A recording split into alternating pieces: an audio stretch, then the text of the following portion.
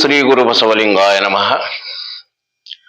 ಕಾಯದೊಳು ಗುರುಲಿಂಗ ಜಂಗಮದ ಆಯತವನರಿಯಲ್ಕೆ ಸುಲಭೋಪಾಯದಿಂದ ಇದಿರಿಟ್ಟು ಬಾಹ್ಯಸ್ಥಳಕ್ಕೆ ಕುರುಹಾಗಿ ದಾಯದೋರಿ ಸಮಸ್ತ ಭಕ್ತನಿಕಾಯವನ್ನು ಪಾವನವ ಮಾಡಿದ ರಾಯಪೂರ್ವಾಚಾರ ಸಂಗನ ಬಸವ ಶರಣಾರ್ಥಿ. ಬಸವಾದಿ ಶಿವಶರಣರನ್ನ ಎನ್ನ ಮನೋಮಂದಿರದಲ್ಲಿ ಪ್ರಾರ್ಥಿಸುತ್ತ ಇವತ್ತಿನ ಈ ಒಂದು ಶುಭ ಮುಂಜಾನೆಯ ದಿನದಂದು ಪ್ರಾರ್ಥನೆಯಲ್ಲಿ ಭಾಗವಹಿಸಿರ್ತಕ್ಕಂಥ ಎಲ್ಲ ಶರಣ ತಂದೆ ತಾಯಿಗಳಿಗೂ ಶರಣಾರ್ಥಿಗಳು. ಆತ್ಮೀಯ ತಂದೆ ತಾಯಿಗಳೇ, ತಮಗೆಲ್ಲ ತಿಳಿದಿರುವ ಹಾಗೆ 12ನೇ ಶತಮಾನ ಅಪ್ಪ ಬಸವಣ್ಣನವರ ನೇತೃತ್ವದಲ್ಲಿ ನಡೆದಿರ್ತಕ್ಕಂಥ ಒಂದು ಶರಣ ಚಳವಳಿ, ಶರಣ ಕ್ರಾಂತಿ, ಅದು ಭಾರತದ ಇತಿಹಾಸದಲ್ಲಿಯೇ ಸುವರ್ಣಾಕ್ಷರಗಳಿಂದ ಬರೆದಿರತಕ್ಕಂಥ ಒಂದು ಸಂಗತಿ. ಯಾಕಂತಂದ್ರೆ ಯಾವ ಸಮಾಜ ಜಾತಿ ಮತ ಪಂಥ ಲಿಂಗ ಭೇದದಿಂದ ಖಂಡವಾಗಿ ಹೋಗಿತ್ತೋ ಅಂತ ಸಮಾಜವನ್ನ ಒಗ್ಗೂಡಿಸಿ ಸಮಾಜವನ್ನ ನಿರ್ಮಾಣ ಮಾಡಿ ಜಾತಿ ಮತ ಪಂಥ ಲಿಂಗ ಭೇದವಿಲ್ಲದೆ ಒಂದು ಸಮಾನತೆಯ ಆಧಾರದ ಮೇಲೆ ಸಮಾಜವನ್ನ ಕಟ್ಟಲಿಕ್ಕೆ ಅಪ್ಪ ಬಸವಣ್ಣನವರು ಪ್ರಯತ್ನ ಮಾಡಿದ್ದು ತಮಗೆಲ್ಲ ಗೊತ್ತೇ ಇದೆ. ಅದರಲ್ಲಿಯೂ ಕೆಳವರ್ಗದ ಶೋಷಿತ ಅಸ್ಪೃಶ್ಯರೆನಿಸಿಕೊಂಡವರ ತುಳಿತಕ್ಕೆ ಒಳಗಾದವರನ್ನ ತಮ್ಮ ಸಮನಾಗಿ ಕಂಡು ಅವರಿಗೆ ವಿದ್ಯೆಯನ್ನ ಕಲಿಸಿ ವಚನಗಳು ಅನ್ನತಕ್ಕಂಥ ಒಂದು ಸಾಹಿತ್ಯವನ್ನ, ಆಧ್ಯಾತ್ಮಿಕ ಸಾಹಿತ್ಯವನ್ನ ಕೊಟ್ಟಂತ ಕಾಲ 12ನೇ ಶತಮಾನ. ಆ ವಚನಗಳು ಯಾರನ್ನೇ ಹೊಗಳಲಿಕ್ಕಾಗಲಿ ಅಥವಾ ಏನನ್ನೋ ಪಡೆಯಲಿಕ್ಕಾಗಿ ಬರುತ್ತಲ್ಲ, ತಮ್ಮ ಆತ್ಮದ ಅನುಭವದ ಉಕ್ತಿಗಳನ್ನೇ ಮಾತುಗಳಲ್ಲಿ ಅವರು ವಚನಗಳು ಅಂತ ಬರೆದ್ರು. ಸುಮಾರು 22,000 ವಚನಗಳು ಇದ್ದಾವೆ. ಅದರಲ್ಲಿಯೂ ಮುಖ್ಯವಾಗಿ ಕೆಳವರ್ಗದಿಂದ ಬಂದಿರತಕ್ಕಂಥ ಆಗಿನ ಕಾಲದಲ್ಲಿ ಕಸಗುಡಿಸುವ ಸತ್ಯಕ್ಕ ಇರ್ಬೋದು, ಹಡಪದ ಲಿಂಗಮ್ಮ ಇರಬಹುದು, ಸ್ತ್ರೀಯರು, ಅದರಂತೆ ಹಡಪದ ಅಪ್ಪಣ್ಣ, ಡೋಹರ ಕಕ್ಕಯ್ಯ, ಮಾದಾರ ಚೆನ್ನಯ್ಯ, ಅಂಬಿಗರ ಚೌಡಯ್ಯ, ನುಲಿಯ ಚಂದಯ್ಯ, ಹೀಗೆ ಬೇರೆ ಬೇರೆ ಶ್ರಮಿಕ ವರ್ಗದಿಂದ ಬಂದಿರತಕ್ಕಂಥ ಶರಣರು ಅವಾಗಲೇ ಕನ್ನಡವನ್ನ ಕಲಿತು ಕನ್ನಡದಲ್ಲಿಯೇ ಉತ್ಕೃಷ್ಟವಾಗಿರ್ತಕ್ಕಂಥ ವಚನಗಳನ್ನ ರಚನೆ ಮಾಡಿ ನಮಗೆಲ್ಲ ಮಹದೋಪಕಾರವನ್ನ ಮಾಡಿ ಹೋಗಿದ್ದಾರೆ. ಇದಕ್ಕೆಲ್ಲಕ್ಕೂ ಕಾರಣ ವಿಶ್ವಗುರು, ನಮ್ಮ ಕನ್ನಡದ ಸಾಂಸ್ಕೃತಿಕ ನಾಯಕ, ಜಗದ್ಗುರು, ವಿಶ್ವಜ್ಯೋತಿ ಅಪ್ಪ ಬಸವಣ್ಣನವರು ಅನ್ನೋದರಲ್ಲಿ ಯಾವುದೇ ಅನುಮಾನವಿಲ್ಲ. ಈಗ ಆಗಿನ ಕಾಲದಲ್ಲಿ ಈಗೇನೋ ಸ್ತ್ರೀಯರಿಗೆಲ್ಲ ಸ್ವಾತಂತ್ರ್ಯ ಇದೆ, IT BT ವರೆಗೆ, ಇಂಜಿನಿಯರಿಂಗ್ ವರೆಗೆ, ಮೆಡಿಕಲ್ ವರೆಗೆ ಓದ್ತಾರೆ. ಆಗಿನ ಕಾಲದಲ್ಲಿ ಸ್ತ್ರೀಯರು ಮನೆ ಬಿಟ್ಟು ಹೊರಗೆ ಬರೋದೇನೆ ಬಹಳ ದುಸ್ತರವಾಗಿತ್ತು. ಅಂದ್ರೆ ಆ ರೀತಿಯಾಗಿರ್ತಕ್ಕಂಥ ಒಂದು ನಿರ್ಬಂಧ ಸ್ತ್ರೀಯರ ಮೇಲೆ ಇತ್ತು. ಆಗಿನ ಕಾಲದಲ್ಲಿ ಸುಮಾರು 35ಕ್ಕಿಂತಲೂ ಹೆಚ್ಚು ಶಿವಶರಣೆಯರು ಅಪ್ಪ ಬಸವಣ್ಣವರ ನೇತೃತ್ವದಲ್ಲಿ ಆ ಒಂದು ಮುಖ್ಯ ವಾಹಿನಿಗೆ ಬಂದು ತಮ್ಮ ಮನದ ಇಂಗಿತವನ್ನ, ಆಧ್ಯಾತ್ಮಿಕ ಚಿಂತನೆಗಳನ್ನ ವಚನಗಳಲ್ಲಿ ಬರೆದದ್ದನ್ನು ನಾವೆಲ್ಲ ನೋಡಿದ್ದೇವೆ. 35ಕ್ಕಿಂತಲೂ ಹೆಚ್ಚು ಶಿವಶರಣೆಯರು. ಅದರಲ್ಲಿ ಇವತ್ತ ಒಂದು ಗೊಗ್ಗವಿ ಅನ್ನತಕ್ಕಂಥ ಶರಣೆ, ಯಾವಾಗ ಶಾಲೆಗೆ ಹೋದವಲ್ಲ, ಯಾವ ವಿದ್ಯೆಯನ್ನು ಕಲಿತವಳಲ್ಲ, ಬಡತನ ಅಂತ ಗೊಗ್ಗವಿ ಅನ್ನತಕ್ಕಂಥ ಒಂದು ಶರಣೆ ಸುಂದರವಾಗಿರ್ತಕ್ಕಂಥ ಒಂದು ವಚನವನ್ನ ಹೇಳಿದಾಳೆ. ಆ ವಚನದ ಒಂದು ವಿಶ್ಲೇಷಣೆ ಇವತ್ತ ನಾವು ನೋಡುವ. ಅನಲಕೊಂಡ ಭೋಗಕ್ಕೆ ಪರಿಪ್ರಕಾರಗಳುಂಟೆ, ಶರದಿಕೊಂಡ ಸಾಗರಕ್ಕೆ ಮೇರೆ ಕುರುಹುಗಳುಂಟೆ, ಲಿಂಗವ ಮುಟ್ಟಿದ ಅಂಗಕ್ಕೆ ಬೇರೆ ಪುಣ್ಯ ಉಂಟೆ, ಹುಸಿ ನಾಸ್ತಿನಾಥ. ನಾಸ್ತಿನಾಥ ಅವಳ ವಚನದ ಅಂಕಿತ. ನಾಸ್ತಿನಾಥ ಅಂದ್ರೆ ಏನು ಇಲ್ಲದವ, ಏನಾರ ಆದ್ವಿ, ಏನಾರ ಅದೇವಿ, ನಾವು ಮನುಷ್ಯರು ಭವಿಗಳು ಅನಿಸ್ಕೊಂತೀವಿ. ಏನೂ ಇಲ್ಲ, ನಿರಾಕಾರ, ನಿರ್ಗುಣ, ನಿರಂಜನ, ನಿರ್ಮಲ, ನಿರಾಕಾರವಾಗಿರ್ತಕ್ಕಂಥ ಆ ಪರಮಾತ್ಮ ನಾ ಅಸ್ತಿನಾಥ, ಅವನಿಗೆ ಯಾವ ಅಸ್ತಿತ್ವಗಳು ಇಲ್ಲ. ನಾಮ ರೂಪ ಕ್ರಿಯೆಗಳೆಲ್ಲವೂ ನಮಗದವಲ್ಲ, ಹೊರತಾಗಿ ಭಗವಂತನಿಗೆ ಯಾವ ನಾಮ ರೂಪ ಕ್ರಿಯೆಗಳಿಲ್ಲ. ಸದಾ ಆನಂದವಾಗಿರ್ತಕ್ಕಂಥದ್ದೇ ಭಗವಂತ ಅನ್ನತಕ್ಕಂಥದ್ದನ್ನ ನಾವು ನೀವೆಲ್ಲ ಕಂಡುಕೊಂಡಿದ್ವಿ. ಅದಕ್ಕೆ ಇಲ್ಲಿ ತಾಯಿ ಆ ನಾಸ್ತಿನಾಥ ಅಂತಕ್ಕಂಥ ವಚನಾಂಕಿತದಲ್ಲಿ ಹೇಳ್ತಾಳೆ, ಅನಲ ಕೊಂಡ ಭೋಗಕ್ಕೆ ಪರಿಪ್ರಕಾರಗಳುಂಟೆ. ಬೆಂಕಿ ಅದ ಮನೆಯಲ್ಲಿ, ನಾವು ನೀವೆಲ್ಲ ನೋಡ್ತೇವೆ. ಹಿಂದೆ ಯಜ್ಞ ಕುಂಡಗಳನ್ನ ಹಾಕ್ತಾ ಇದ್ರು, ಈಗ ಬೆಂಕಿಗಳನ್ನ ನಾವು ಮನೆಯಲ್ಲಿ ಅಡಿಗೆ ಮಾಡ್ಬೇಕಾದ್ರೆ ಎಲ್ಲ ಅನಲ ಕೊಂಡ ಭೋಗಕ್ಕೆ ಪರಿಪ್ರಕಾರಗಳುಂಟೆ. ಬೆಂಕಿ ಅದ, ಒಲಿ ಹತ್ತಿಸ್ತೇವೆ. ತಾಯಂದಿರೆಲ್ಲ ಗೊತ್ತು, ಬೆಳಿಗ್ಗೆ ಎದ್ದ ಕೂಡನ ಒಲಿ ಹಚ್ತಾರ, ಪೂಜೆ ಮಾಡಿ ಒಲಿ ಹೊತ್ತಿಸ್ತಾರ. ಅವಾಗ ಕಟ್ಟಿಗೆಗಳನ್ನು ಹಾಕಿ ಬೆಂಕಿ ಹಚ್ತಾರ ಆಹಾರ ತಯಾರು ಮಾಡ್ಬೇಕಾದ್ರೆ. ಅದು ಅವಾಗ ಯಾವುದು ಕಟ್ಟಿಗೆ, ನಾವು ನಾನಾ ಕಟ್ಟಿಗೆ, ಸಾಕಷ್ಟು ಕಟ್ಟಿಗೆಗಳು ಅದಾವು. ಜಾಲಿ ಕಟ್ಟಿಗೆ ಅಂತದ, ಹತ್ತಿ ಕಟ್ಟಿಗೆ ಅಂತದ, ದಂಟು ಅಂತ ಬರ್ತದ. ಹೀಗೆ ನಾನಾ ಪ್ರಕಾರದ ಕಟ್ಟಿಗೆಗಳನ್ನ ಹಚ್ಚಿ ನಾವು ಉರಿ ಹಾಕ್ತೇವೆ. ಎಲ್ಲಿವರೆಗೆ ಅವು ಹೊರಗೆ ಇರ್ತಾವ ಅವುಗಳಿಗೆ ನಾವು ಹೆಸರು ಇಡ್ತೇವೆ. ಹತ್ತಿ ಕಟ್ಟಿಗೆ ತೊಂಬ, ಇದ್ರ ಕಟ್ಟಿಗೆ ತೊಂಬ ಅಂತ ಹೇಳ್ತೇವೆ. ಯಾವಾಗ ಒಮ್ಮೆ ಅವು ಕುಂಡದೊಳಗ ಬಿದ್ವು, ಯಾವಾಗ ಒಲಿಯೊಳಗೆ ಹೋದ್ವು, ಅವು ತಮ್ಮ ಹೆಸರನ್ನ ಕಳೆದುಕೊಂಡು ಅಲ್ಲಿ ಏನಾಗ್ತದ, ಬೆಂಕಿ ಅಥವಾ ಕ್ಯಾಂಡ ಅಂತ ಕರಿತೀವಿ ನಾವು. ಅದು ಯಾವ ಕಟ್ಟಿಗೆ ಅನ್ನೋದು ಗುರ್ತಾ ಹಿಡಿತೀರಿ ನೀವು? ಒಮ್ಮೆ ಅಗ್ನಿಯೊಳಗೆ ಹೋದ ನಂತರ ಆಗೋದಿಲ್ಲ. ಹಾಗೆ ನಾವು ಭವಿಗಳು ಸಹಿತ ಹೊರಹೊರಗೆ ನಾಮ ರೂಪ ಕ್ರಿಯೆಗಳಿಂದ ನಾವು ಗುರುತಿಸ್ಕೊಂತೇವೆ. ನಾಮ ರೂಪ ಕ್ರಿಯೆಗಳಿಂದ ಗುರುತಿಸ್ಕೊಂತೇವೆ. ನಾನು ಶ್ರೀಮಂತ, ನಾನು ಬಡವ, ನಾನು ಹಂತವ, ನಾನು ಎಂಜಿನಿಯರ್, ನಾನು ಡಾಕ್ಟರ್, ನಾನು ರೈತ, ನಾನು ಒಕ್ಕಲಿ. ಹೀಗೆ ನಾಮ ರೂಪ, ನಮ್ಮ ರೂಪಗಳು ಬೇರೆ ಬೇರೆ ಅದಾವು, ನಮ್ಮ ನಾಮಗಳು ಬೇರೆ ಬೇರೆ ಅದಾವು, ನಮ್ಮ ರೂಪಗಳೂ ಬೇರೆ ಬೇರೆ ಅದಾವ. ಅವ ಎತ್ತರದಾನ, ಗಿಡ್ಡದಾನ, ಕೆಂಪದಾನ, ಕರಗದಾನ, ಹೀಗೇನೇನೋ ರೂಪಗಳನ್ನ ಹತ್ಕೋತೇವೆ. ಆಮೇಲೆ ನಮ್ಮ ಕ್ರಿಯೆಗಳೂ ಬೇರೆ ಬೇರೆ ಅದಾವು, ನಾವು ಮಾಡುವಂತಹ ಕೆಲಸಗಳನ್ನು ಏನದವು ಬೇರೆ ಬೇರೆ ಅದಾವು. ನಮ್ಮ ನಾಮ ರೂಪ ಕ್ರಿಯೆಗಳಿಂದ ನಾವು ಗುರುತಿಸ್ಕೊಂತೇವೆ, ಹೌದ್ರಿ? ಆದರೆ ಒಮ್ಮೆ ಜ್ಞಾನ ಅನ್ನತಕ್ಕಂತ ಅಗ್ನಿಯೊಳಗೆ ಹೋದ ಹಂಗೆ ಎಲ್ಲ ಕಟ್ಟಿಗೆಗಳು ತಮ್ಮ ಹೆಸರನ್ನು ಕಳೆದುಕೊಂಡು ಒಂದೇ ಆಗ್ತಾವೋ, ಹಂಗ ನಾವು ನಾಮ ರೂಪ ಕ್ರಿಯೆಗಳಿಂದ ಭಿನ್ನವಾಗಿ ಕಂಡ್ರೂ ಸಹಿತ ಆತ್ಮಜ್ಞಾನದ ದೃಷ್ಟಿಯಿಂದ ನಾವೆಲ್ಲರೂ ಒಂದೇ. ಅಲ್ಲಿ ನಾಮ ಇಲ್ಲ, ರೂಪ ಇಲ್ಲ, ಕ್ರಿಯೆಗಳಿಲ್ಲ, ಎಲ್ಲವೂ ಆ ಭಗವಂತನ ಸ್ವರೂಪವಾಗಿರ್ತಕ್ಕಂಥ ಸತ್ತು ಚಿತ್ತು ಆನಂದ ನಿತ್ಯ ಪರಿಪೂರ್ಣರಾಗಿರ್ತಕ್ಕಂಥ ಆ ಭಗವಂತನೇ ನಾವಿದ್ದೇವೆ ಅನ್ನತಕ್ಕಂಥ ಅಖಂಡ ಜ್ಞಾನ ಆಯ್ತು ಅಂತಂತಂದ್ರೆ ಇವೆಲ್ಲವೂ ಹೋಗ್ತಾವ.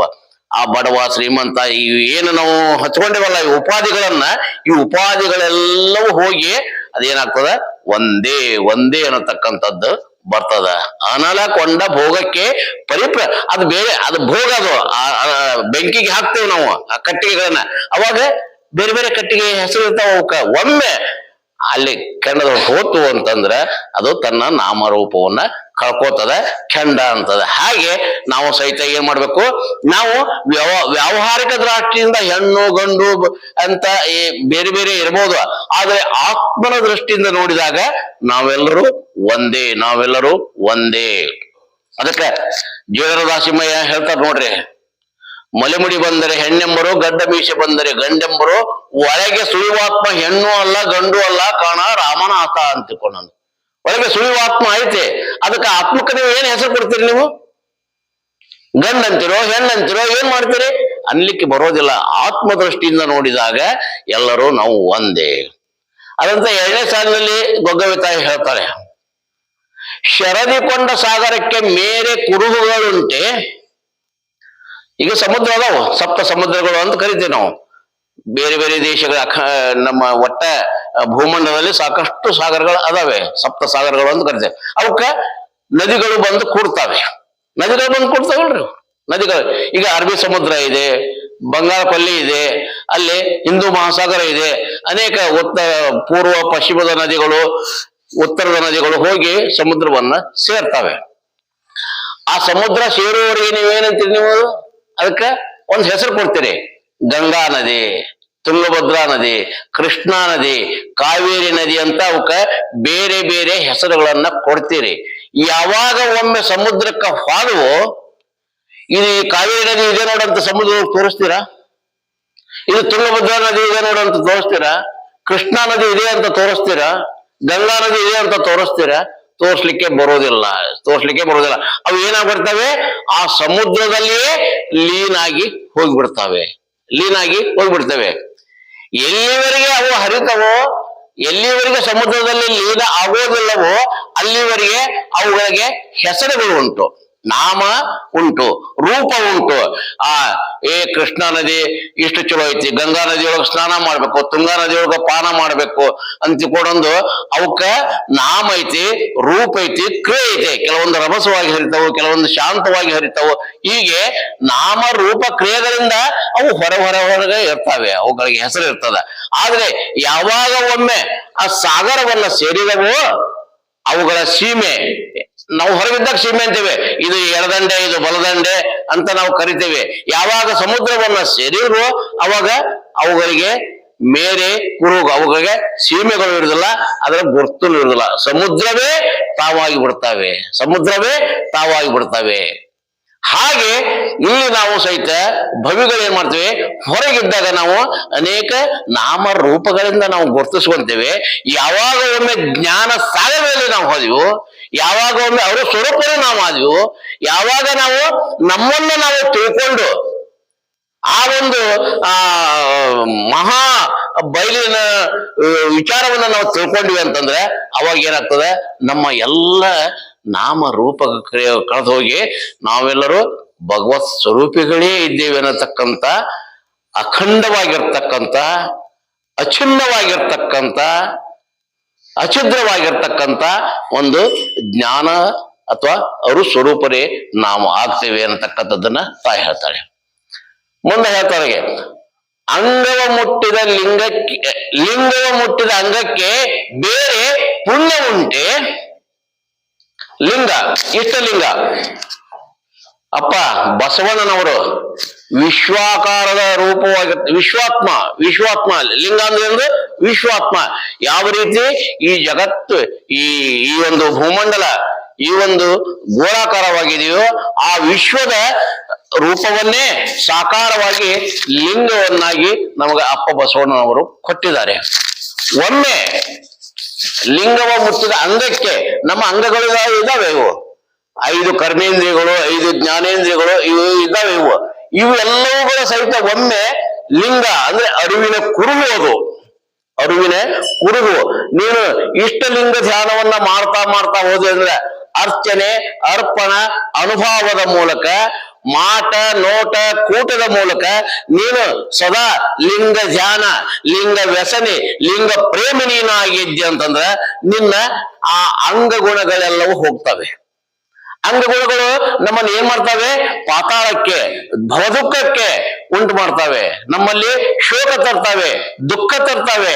ಈಗ ಕಣ್ಣದವು 5 ಇಂದ್ರಿಯಗಳು, ಕಣ್ಣು, ಕಿವಿ, ಮೂಗು, ನಾಲಿಗೆ, ಇವು 5 ಜ್ಞಾನೇಂದ್ರಿಯಗಳು ಅಂತ ಕರಿತೀವಿ ನಾವು. ಇವೇನ್ ಮಾಡ್ತವೆ?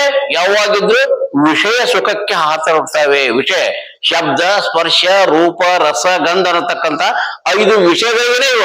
ಕಣ್ಣು ನೋಡಬಾರ್ದನ್ನ ನೋಡಂತತೆ, ಕಿವಿ ಕೇಳಬಾರ್ದನ್ನ ಕೇಳಂತತೆ, ನಾಲಿಗೆ ತಿನ್ನಬಾರ್ದನ್ನ ತಿನ್ನಂತತೆ, ಚರ್ಮ ಮುಟ್ಟಬಾರ್ದನ್ನ ಮುಟ್ಟ ಅಂತ ಹೇಳಿ ನಮ್ಮನ್ನ ಏನ್ ಮಾಡ್ತದ?